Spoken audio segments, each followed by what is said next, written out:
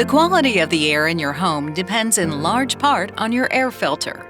Anytime your heating and cooling system runs, your air filter collects dust and debris.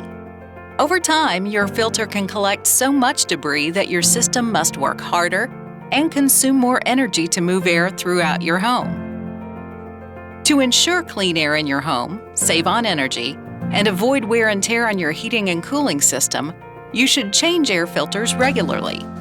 Changing filters is a simple process. The first step is to locate the air filter in your home. Next, with your system turned off, gently remove the current filter. Place the dirty filter carefully in a bag and seal it, securing the trapped dirt and dust. Make sure that the new filter is the right size and that the airflow arrow is pointing toward your unit. Then insert the new filter into the empty filter chamber and replace the chamber door. At AAF Flanders, we are bringing clean air to life.